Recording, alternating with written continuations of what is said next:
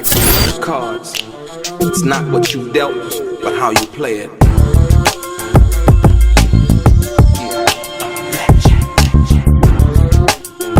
Play each situation correctly. I remember they used to laugh at a brother. Welcome back, guys. Welcome back. It's your boy DELRAY, Richardson, platinum artist, platinum songwriter, Straight Game TV. Thank you for tuning in. I appreciate your time. Hit the thumbs up button, like the channel, tell a friend, and most importantly, if you're new to the channel and want to be one of the first people notified when I drop some of this straight game, please do me a favor and hit that bell notification. I'm going to jump right into it. This question right here is from a young lady from Denver, Colorado. And the question is DELRAY, how was it that Jimmy Iovine was able to bump Tupac's royalty rate up from 12% to 18% after he died? And how was it that he actually wiped away the $4.9 million in debt that Death Row said that Tupac owed them? That's a great question. But before I get into that, the answer in that question, I want to give you a comparison to how Interscope did business so that you understand the truth and fact in which I come to bring to you today. Remember Nelly Furtado, right? Nelly Furtado was actually signed to Interscope, right? But Jimmy Iovine allowed her to go under Timberland's label, right? But she still was an Interscope artist, right? Remember The Game, the plaques that I have back on the wall actually sample my Tupac record. Game's debut album, the documentary, did 5 million, right? Game was actually under Aftermath, right?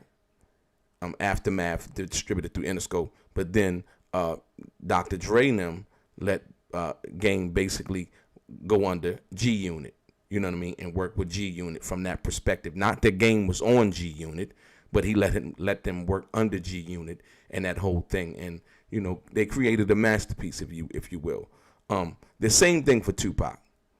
Tupac, once again, was signed to, when he went to jail, Tupac's contract stated that he was Out the Gutter Records / Interscope. Period. Bottom line. When Tupac got out of jail, his contract with Interscope was not voided out. There's no other contract that you will see from that time until the time that Tupac died. There's no other contract other than that one that he had with Interscope. Period. Point blank. Right? Therefore, that's why that was. But Tupac, when he was released from prison, right, was allowed by Interscope, who distributed Death Row, to then go and record under Death Row. Period. Point blank. Anything else that you hear in regards to that is a lie. You need to know that. And you will hear nobody or see nobody bring any paperwork or any contract that Tupac signed with Death Row Records, or any paperwork saying that Interscope assigned Tupac's rights to Death Row Records. It never happened. Period. Right? So now, let me get into the fact of the matter in regards to the royalty rate, right? How was Jimmy Iovine able to allow Tupac's mom to negotiate with her in regards to Tupac's royalty rate? Why did that happen, and how could Jimmy Iovine have that power and not Suge Knight per se? The fact of the matter is like I told you before, what they were basing that on, that 12% royalty rate, was Tupac's initial record deal that he signed with Interscope, right? In November of 1993, right? When everything switched over. So now, that's where the 12% initially comes from, And so when you get into the 18%, the reason that even came up as any kind of conversation was the fact that when Tupac died, after Afeni went through his paperwork, she found that handwritten agreement, right? And then she, in turn, used that to basically, or should I say, as her legal precedence to file a lawsuit against Death Row.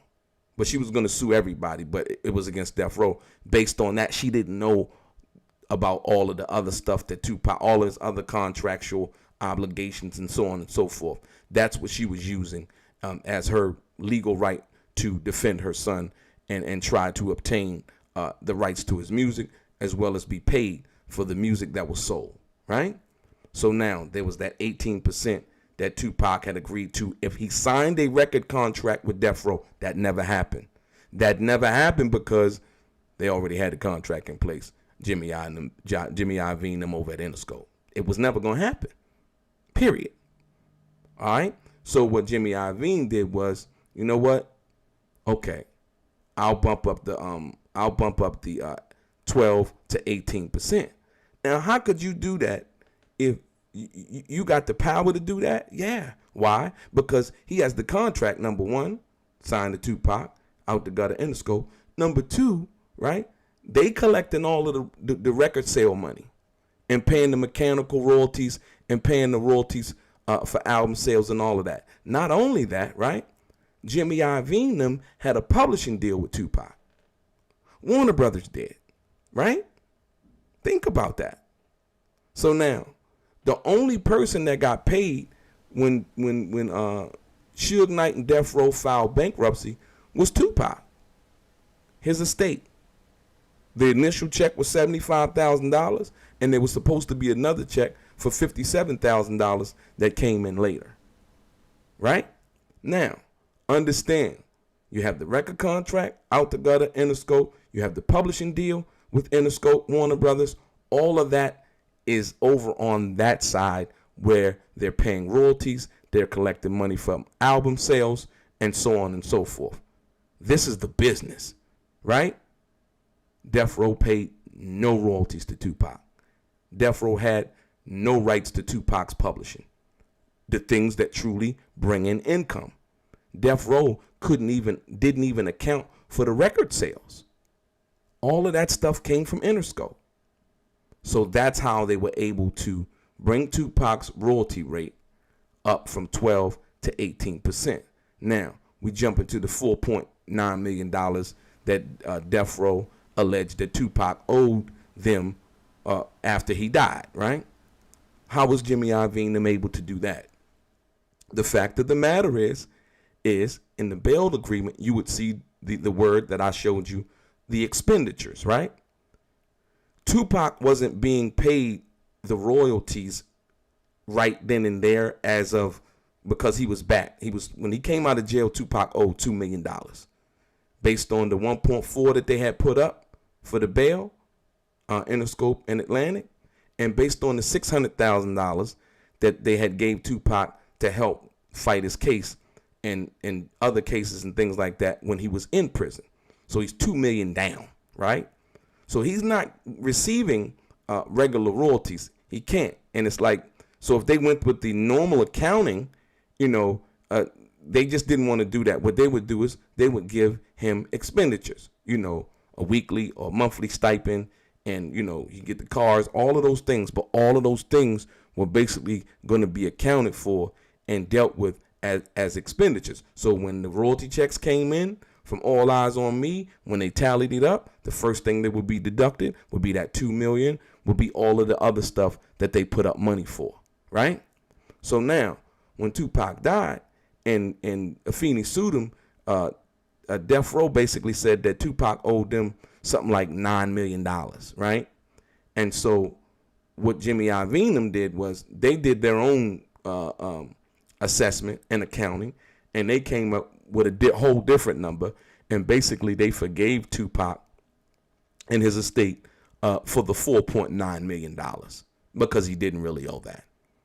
Remember, I told you there was stuff that they were trying to charge Tupac for, Miss Chalet's Range Rover, apartments. They were paying for David Kenner's Malibu, the mansion, all of these other things that Tupac wasn't aware that he would have to pay for, in life. But in death, he was charged for those things, right?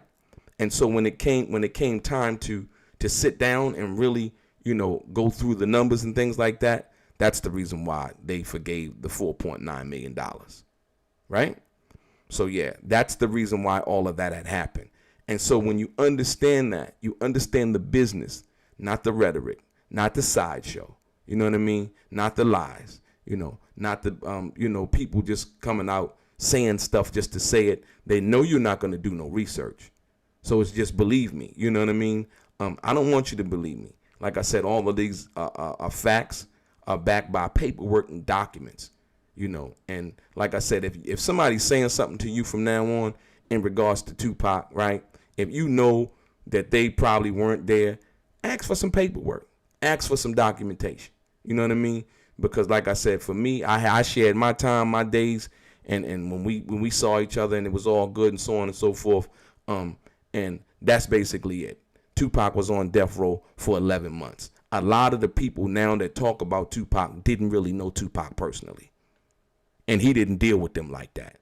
As much as they want you to think that he did. He didn't. Period.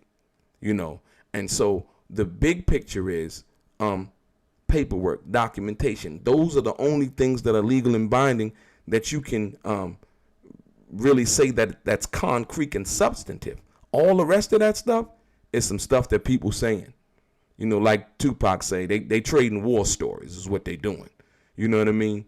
And like I said, most importantly of all is that Tupac's situation is now in order, with his estate and so on and so forth. From that perspective right now, they're in court right now.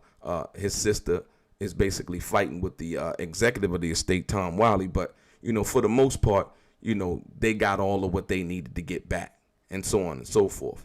And so it is what it is. So basically, that's why the 12 went to the 18, percentage in the royalty rate. And that's how Jimmy Iovine was able to forgive the $4.9 million that Death Row said that Tupac owed, because he really didn't owe it. And Tupac was actually in the green. He wasn't in the red when he died. After All Eyes on Me, he was actually in the green, and he was owed money. As you see, when Jimmy Iovine basically forgave that 4.9, he in turn, check it out, he 4.9, right? Like I told you, they said 9 million. He then gave Afeni $3 million in cash. The estate, he gave, after forgiving the 4.9, he gave her $3 million in cash and then promised another $2 million later on after that. So that basically tallies up to 9.5. Is that 9.4? Right? Come on now. 5, 4, 9.4 million. So basically, it proves that Tupac was actually owed that 9 million that they said he initially owed Death Row. So it was the other way around. So the shenanigans and the malfeasance and the mismanagement that was going on over at Death Row, basically, that's the reason why that was. Your boy DELRAY, straight gang.